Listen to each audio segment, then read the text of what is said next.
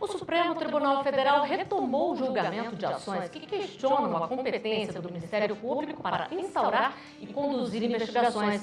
Os processos começaram a ser analisados no plenário virtual, mas após um pedido de destaque, a discussão seguiu para o plenário físico e o julgamento foi iniciado do zero. A repórter Marta Ferreira acompanhou. Os ministros analisam dispositivos de leis que tratam da regulamentação da atuação de promotores e procuradores em investigações criminais. Na prática, o plenário define se integrantes do Ministério Público e do Ministério Público Federal têm poderes para produzir provas de natureza penal, equiparados aos dos policiais, ou apenas podem solicitar à autoridade policial novas provas quando acharem necessário. Os ministros também decidem quais apurações devem ser encaminhadas ao judiciário, em que momento da investigação isso deve ocorrer e se todo o material da apuração deve ser apresentado. As ações começaram a ser analisadas no plenário virtual em dezembro de 2022, mas após um pedido de destaque, a discussão migrou para o plenário físico, iniciando o julgamento do zero. Na primeira parte da sessão, houve as sustentações orais dos envolvidos. O primeiro a ser ouvido foi o presidente da Associação dos Delegados de Polícia do Brasil, a ADEPOL, autora das ações. O julgamento da repercussão geral, no caso 593727, que é o tema 184, foi colocado que por meio de inserção de um dispositivo que fixa que a apuração de crimes de competência privativa das autoridades policiais, somente reconhecendo a investigação criminal do Ministério Público de forma subsidiária, na hipótese em que houver um dado risco. Portanto, o que estava no caso do recurso extraordinário foi colocado como dispositivo no Código de Processo Penal, que ainda não foi concluído.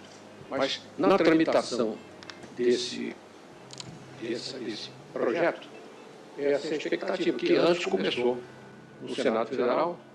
Eu também tive a oportunidade de fazer parte da comissão e agora estamos aguardando que o Congresso conclua o seu trabalho. Na sequência, foram ouvidos representantes de partes interessadas no processo.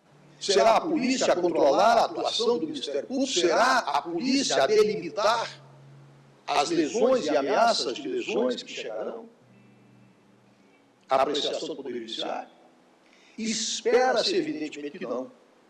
Espera-se que o Ministério Público investigue, sim, sempre que se fizer necessário, mas espera-se igualmente, senhor ministro Zanin, que isso seja feito da mais criteriosa legalidade.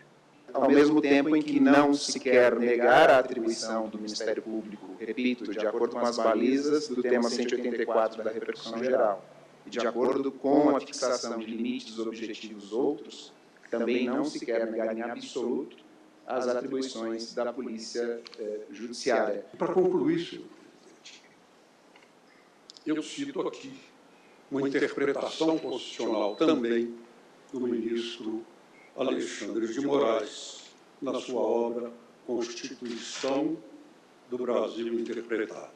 O artigo 127, parágrafo 2º da Constituição Federal, prevê a autonomia funcional e administrativa do Ministério Público. Nós devemos lançar um olhar sobre os limites dessas investigações que deveriam ter como norte o princípio da supremacia do interesse público, o que efetivamente não é observado na prática, tanto que estamos aqui hoje revisitando essa matéria que já foi objeto de análise por essa Suprema Corte. Por fim, o subprocurador-geral da República, Indemburgo Chateaubriand, se manifestou pela improcedência das ações. O Ministério Público, como disse, concluindo, não defende a ausência de fiscalização das suas atividades persecutórias, em hipótese alguma. O que se busca é dar conformação constitucional ao vocábulo controle, a fim de compatibilizar a supervisão judicial sobre atos ministeriais com o sistema acusatório.